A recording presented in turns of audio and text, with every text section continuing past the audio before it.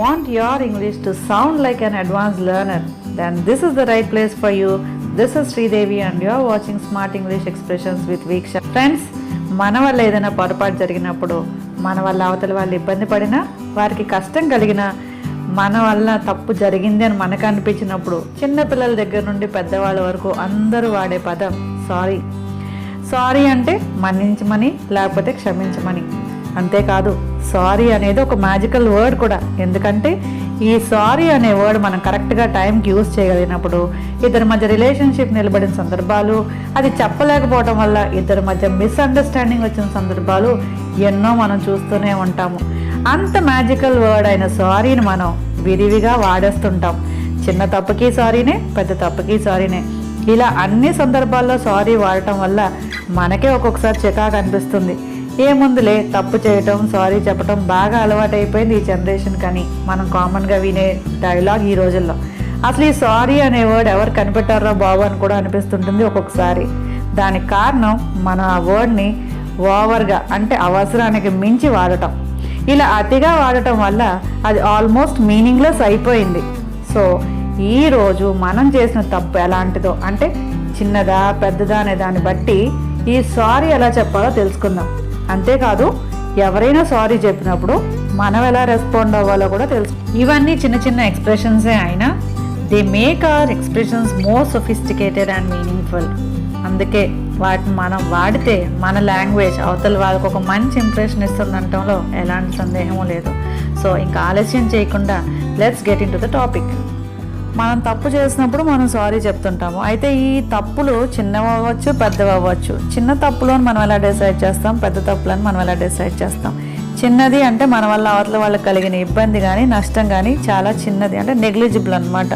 So దీనికి మనము పెద్దగా ఫీల్ అవ్వాల్సిన పని లేదు, అవతల వాళ్ళు కూడా పెద్దగా ఫీల్ అవ్వాల్సిన పరిస్థితి లేదు. అలాంటప్పుడు మనం ఎప్పట్లాగో సారీ చెప్తే సరిపోతుంది. ఎందుకంటే సారీ అనేది మనకి అలవాటు అయిపోయింది కాబట్టి. కానీ మన లాంగ్వేజ్ డిఫరెంట్గా ఉండాలి అని మనం అనుకున్నప్పుడు మనం సారీకి బదులుగా ఎలాంటి వర్డ్స్ యూజ్ చేయొచ్చో ఇప్పుడు చూద్దాం. So pardon me, my apologies. Pardon me అన్న, మై అపాలజీస్ అన్న రెండింటి మీనింగు సారీయే. లేదంటే I'm very sorry, I'm terribly sorry. Or మీరు ఇంకా మీ క్లోజ్ ఫ్రెండ్ తోటి మాట్లాడుతున్నప్పుడు if you want your communication to be more casual you can say my bad. My bad అన్న కూడా సారీయే, కాకపోతే ఇది ఇన్ఫార్మల్. సో ఇన్ఫార్మల్ అంటే ఇది మన అందరి దగ్గర వాడటానికి లేదు, it's only with your close friends. Me friends దగ్గర మాత్రమే మీరు ఇలాంటి ఎక్స్ప్రెషన్స్ యూజ్ చేయాల్సి ఉంటుంది. సో చిన్న తప్పులు కాకుండా మీరు చేసిన తప్పు కొంచెం పెద్దదైంది. పెద్దది అంటే మీ వల్ల అవతల వాళ్ళకి బాధ ఎక్కువ కలిగింది, వాళ్ళు ఎక్కువ బాధపడుతున్నారని మీరు కూడా ఎక్కువ బాధపడుతుంటే అలాంటి సిచ్యువేషన్లో మనం తప్పుని కొంచెం పెద్దదిగా కన్సిడర్ చేయాల్సి ఉంటుంది. సో అలాంటప్పుడు ఫర్ ఎగ్జాంపుల్, మీరు ఒక బర్త్డే సెలబ్రేట్ చేసుకుంటున్నారు, ఆ పార్టీకి అందరినీ పిలిచారు and you have forgotten to invite one of your best friends. So ఏదో హడావిడిలో మర్చిపోయి ఉండొచ్చు. సో ఆ సిచ్యువేషన్లో తర్వాత తెలిసింది అతను ఫీల్ అయ్యాడని మీరు కూడా ఫీల్ అవటం స్టార్ట్ చేస్తారు. సో అలాంటప్పుడు మీరు రెగ్యులర్గా చెప్పే సారీ, పార్డన్ మీ అనే వర్డ్స్ సరిపోవు అని మీకు తెలుసు. సో అలాంటప్పుడు మనం ఎలాంటి వర్డ్స్ చెప్తే మన ఫీలింగ్స్ అనేవి మరింత మీనింగ్ఫుల్గా, ఎక్స్ప్రెసివ్గా ఉంటాయో ఇప్పుడు చూద్దాం. So for example you can say I owe you an apology. I owe you an apology. I want to apologize for my behavior.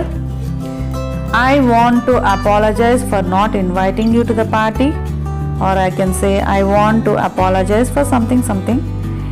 And even ever so sorry for my behavior. Ever so sorry for my behavior.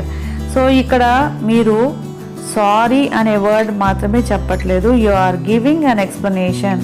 So మీరు ఎందుకో అలాగా behave చేస్తారు, ఎందుకు sorry చెప్తున్నారు అనే దానికి ఒక explanation ఇస్తున్నారు. కాబట్టి ఇక్కడ మీ ఫీలింగ్స్ ఏవైతే ఉన్నాయో వాటిని మీరు సీరియస్గా, జెన్యూన్గా ఎక్స్ప్రెస్ చేసినట్టు అవతల వాళ్ళకి అర్థమవుతుంది. సో మీరు చేసిన తప్పులు కొంచెం పెద్దవి అయినప్పుడు మీరు ఇలాంటి వర్డ్స్ యూజ్ చేయొచ్చు. ఒక్కొక్కసారి తప్పు మన వల్లే జరిగిందని మనకు క్లియర్గా అర్థమైనప్పుడు మనం వెళ్ళి మనంతటా మనమే ఈ తప్పంతా జరిగింది నా వల్లే, నేను కనుక ఈ తప్పు చేసి ఉండకపోతే ఇలాంటి పరిస్థితి వచ్చుండేది కాదు అని మనం ఫీల్ అయ్యి మనంతటా మనమే వెళ్ళి సారీ చెప్తున్నప్పుడు, అంటే ఇదంతా నా పొరపాటు వల్ల జరిగింది, నన్ను క్షమించండి అని మనం చెప్పేటప్పుడు మనం ఎలాంటి వర్డ్స్ యూజ్ చేయొచ్చో చూద్దాం. I did that, sorry. I did that, sorry. Sorry, it was all my fault.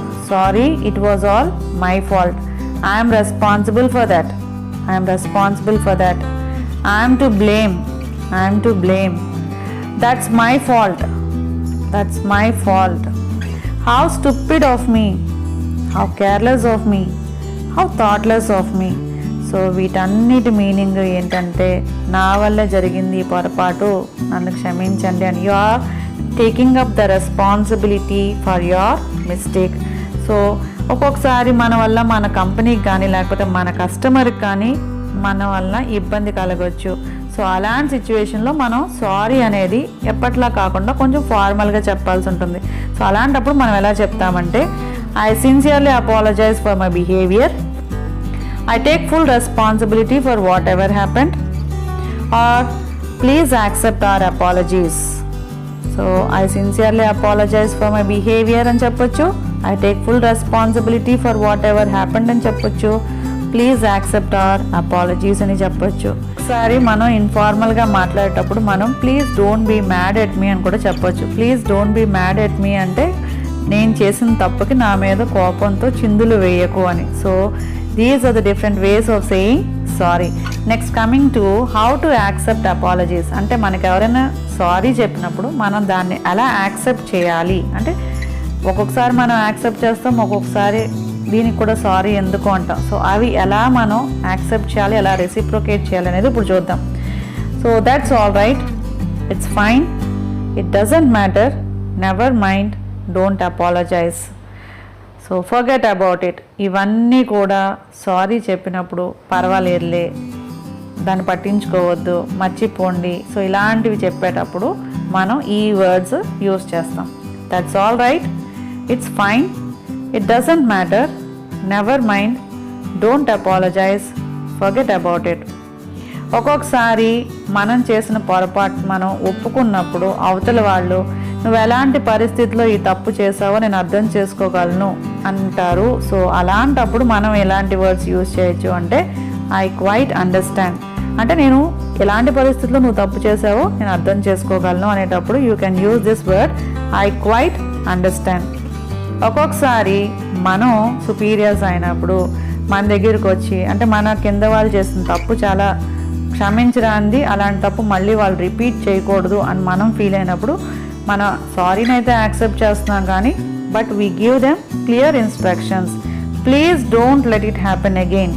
మళ్ళీ ఇంకొకసారి ఇలాంటి తప్పుని రిపీట్ చేయొద్దు అని చెప్పేటప్పుడు మనం ఈ ఎక్స్ప్రెషన్ యూజ్ చేయాలి, please don't let it happen again. క్షమాపణ యాక్సెప్ట్ చేశాను అనేటప్పుడు మనం ఏం చెప్పాలి అంటే, అపాలజీ యాక్సెప్టెడ్. అపాలజీ యాక్సెప్టెడ్ అంటే క్షమాపణ యాక్సెప్ట్ చేశాను అని. So these are the different ways of saying sorry and accepting apologies. So ఈ వీడియో కనుక మీకు నచ్చినట్లయితే లైక్ చేయండి, షేర్ చేయండి, and if you have not subscribed to my channel so far, please do subscribe to Viksha. Thank you for watching Viksha.